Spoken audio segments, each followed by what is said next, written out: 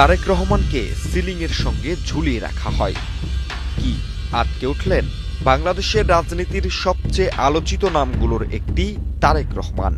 বর্তমানে তিনি রাষ্ট্র ক্ষমতার কেন্দ্রে, কিন্তু একটা সময় তাকে চোখ বেঁধে নিয়ে যাওয়া হয়েছিল ডিজিএফআই এর জয়েন্ট ইন্টারোগেশন সেলে।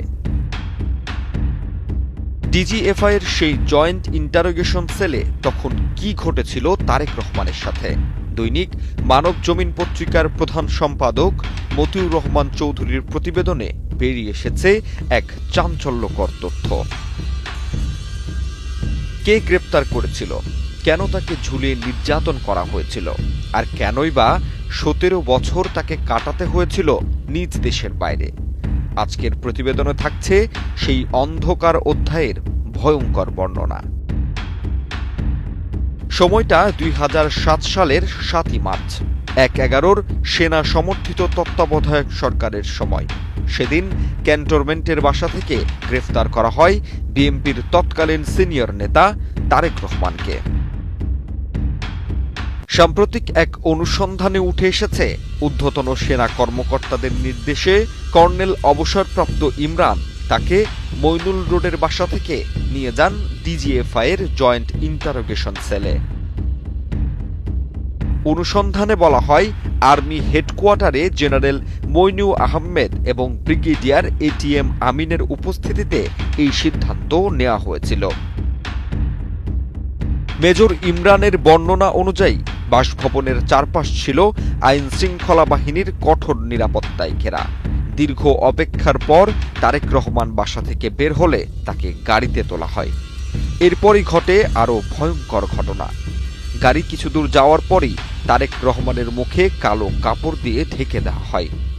সে সময় তিনি জানালা খোলার অনুরোধ করেছিলেন, কিন্তু নিরাপত্তার কারণ দেখিয়ে তা প্রত্যাখ্যান করা হয়। এরপরই শুরু হয় জিজ্ঞাসাবাদ।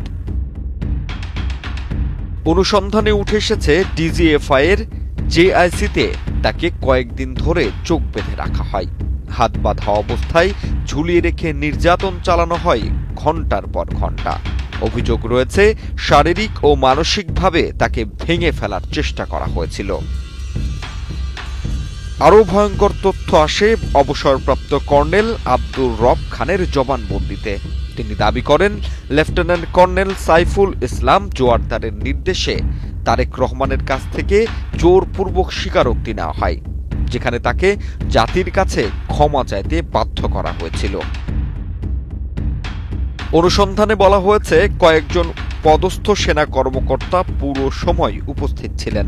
তাদের মধ্যে ছিলেন লেফটেন্যান্ট কর্নেল সাইফুল ইসলাম জোয়ারদার, আব্দুর রব খান, জাহিদ হোসেন এবং মেজর মনির। সবচেয়ে আলোচিত অভিযোগটি আসে নির্যাতনের ধরন নিয়ে। জিজ্ঞাসাবাদে বলা হয়, ব্রিগেডিয়ার এটিএম আমিনের নির্দেশে তারেক রহমানকে সিলিংয়ের সঙ্গে ঝুলিয়ে রাখা হয়েছিল। ওয়ারেন্ট অফিসার ফজলুরের বয়ানে উঠে আসে, পরবর্তী নির্দেশ না দেওয়া পর্যন্ত তারেককে ঝুলন্তই রাখার সিদ্ধান্ত।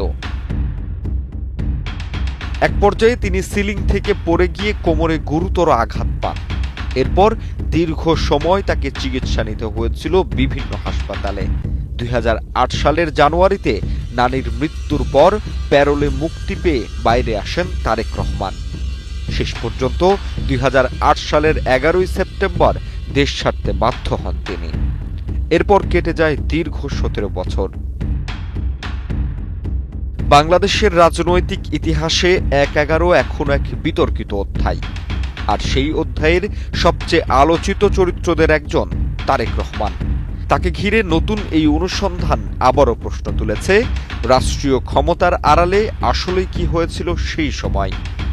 ১/১১ সেই অধ্যায়ের পূর্ণ সত্য কি এখনো অজানা? প্রশ্ন রইল আপনাদের কাছে।